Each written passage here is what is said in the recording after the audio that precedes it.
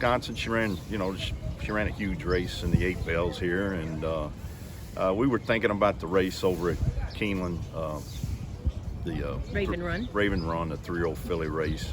We had her nominated and thought about it, and anyway, talking with Fred and Jim, and Tim, make up Lloyd-Madison. They said, "What about the big one?" And I said, I said, "It's going to be a tough deal, man, but filly's doing good. If you guys want to take a shot at it, I'm good with it." And so that was a decision. She won the Grade 2 here, and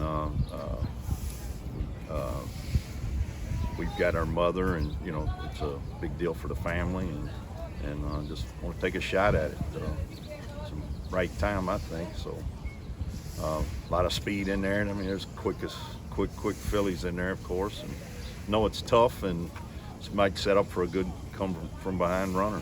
So hopefully that's what we get. It'll be the first time she takes on older fillies and mares, and right. Among them's going to be Belza One, who won the Grade 1 Derby City Gaming here by a nose over Serengeti Empress, who will be the one to catch. Oh yeah. It's hard to know when she's never run against older fillies and mares how she stacks up, but do you think that's part of it? You just don't know how much more might be there with her. Right. Well, it's anytime you're on a 3-year-old against older horses, fillies, boys, whatever. But it's the end of the year. They're turning 4, so I mean, she's pretty from here on out. She's going to be running against older horses from now on. I mean, she's not a 3-year-old after the first of the year. So, but again, it's just going to be a tough task for her, and you're going against the best, and but again, there's a lot of speed in there, and that's what we need to hopefully have a couple of them, 2 or 3 of them, maybe try to stay up with Serengeti Empress and set up for a come from behind runner. And us being one of them, Neil's filly. This filly looked like a linebacker when she was born. I'm not kidding. She was beautiful as a weanling, a newborn to a weanling to a yearling, and she just a gorgeous filly. Well, if she looked like a linebacker when she was born, what does she look like now? I'll take you over and look at her. She's got a rear end about that wide and a big old shoulder on it. Looks like a colt. She's a gorgeous filly.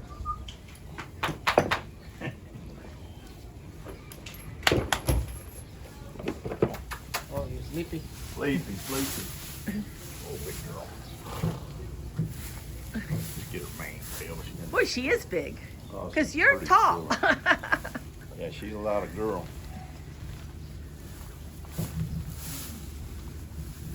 I mean, that has to be a big thrill for the Lloyd-Madison people, these homebreds that they're having that are... breeder, owner, the whole deal, sure it is. It makes it that much sweeter, for sure. How big was that when she won the 8 bells on Oaks Day, albeit in September? Of course, I mean, everybody was ecstatic, I mean, big win for the filly, the owners, and definitely for me. Talking about she's got a big rear end, and she was born looking like a linebacker, and just spin her around here. Come here, Mike. As you can see, she just got a great body on the shoulder, rear end. well, she certainly looks the part. Beautiful filly. Yeah. Show you your back set.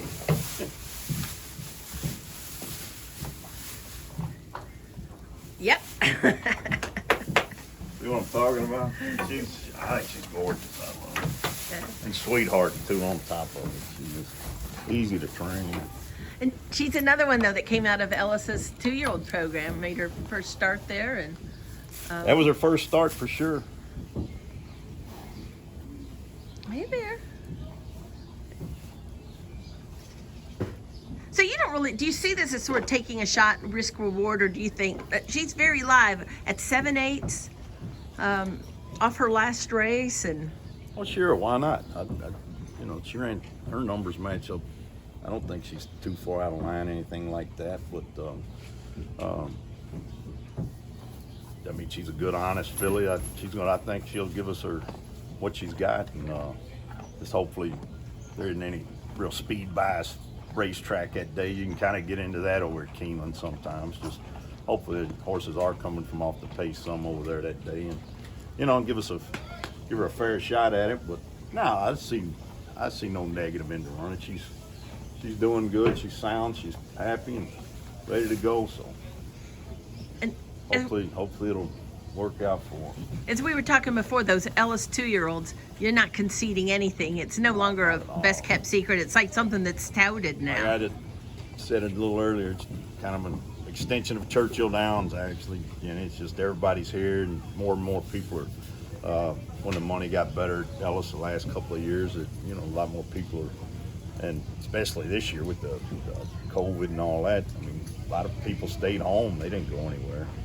Yeah. She ran back this year in the Audubon Oaks, and she ran well. She but did. that Philly Monday call just kept going. Really, Brad. I mean, they broke the track record that day down there, and speed was really running well that day, and she was kind of up against it as far as coming from. She came from the rear like she always does, and just race was over when she got rolling. Who do you think's a horse to beat in that race? You got Serengeti Empress. You're going to have Gamine in there. You're going to have Jenny, I mean, you got to put Serengeti in there. I've watched. I mean, she's a great filly. Not so's Gamine, but I've seen a lot more of Serengeti. I mean, that race she won at Saratoga this summer was unbelievable. The day she got away a little bad, and then was hooked all the way and still won the race. And, it's just they're all in there, and it's a Breeders' Cup. That's what it's supposed to be. So she's going to have to step up big time for sure.